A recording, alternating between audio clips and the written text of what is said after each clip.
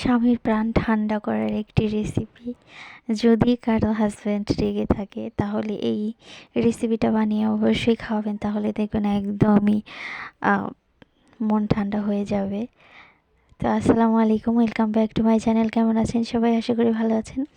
তো ক্যাপশন দেখে নিশ্চয়ই বুঝতে পারছেন কী রান্না করছি। তো চলুন মূল উপকরণে চলে যাই।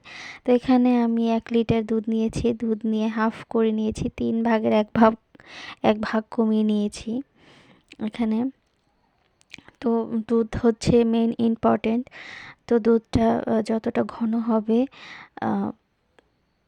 ক্যারামেল পুডিংটা ততটাই সুস্বাদু হবে, ভালো হবে।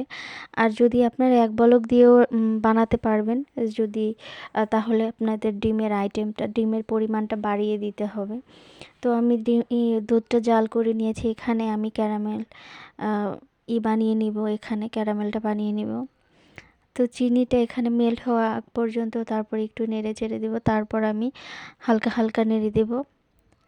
তা না হলে হচ্ছে না দিলে এক সাইডে লাল হয়ে যাবে আর এক সাইডে পুড়ে যাবে।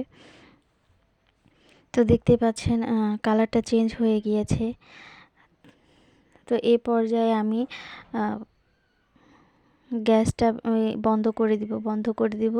আর ফ্রাই প্যানের গরমেই কালারটা পরিবর্তন হয়ে যাবে, আরও কালার হয়ে যাবে। তো আমি এখানে যে মোল্ডটা নিয়েছি কেকের, ওই মোল্ডের ভিতরে ঢেলে নিয়েছি, দেখতেই পাচ্ছেন।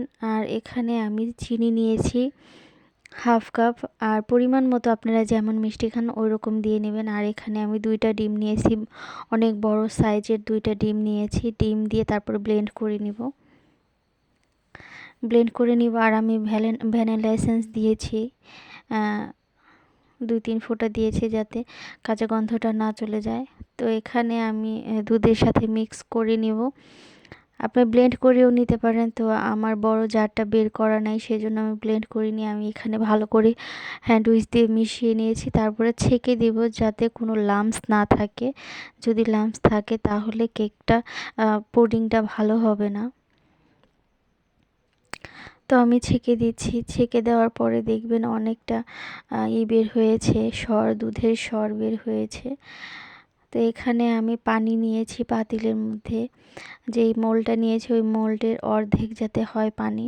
তো আমার তারপর আমি একটা দিয়ে ঢেকে দিয়েছি, দেখতে পাচ্ছেন। আর আমি এখানে প্রায় আধা ঘন্টা পর 20-25 মিনিট পর ঘুরে এসেছি। তো আমার এটা হয়ে গিয়েছে, একদম পুডিংটা হয়ে গিয়েছে। আমার ভিডিও আপনাদের ভালো লেগে থাকলে অবশ্যই লাইক, কমেন্ট, সাবস্ক্রাইব করবেন। যারা অলরেডি করে ফেলেছেন তাদের সবাইকে অসংখ্য ধন্যবাদ। আর যারা এখনও করেনি প্লিজ আমার চ্যানেলটিকে সাবস্ক্রাইব করে দেবেন, পাশের বেল আইকনটি বাজিয়ে দিবেন। তো 3 ঘন্টা পর ফ্রিজে রেখে ঘুরে আসছি, দেখতে পাচ্ছেন কতটা সুন্দর আর কতটা কালারফুল হয়েছে। আলহামদুলিল্লাহ অনেক ভালো হয়েছে।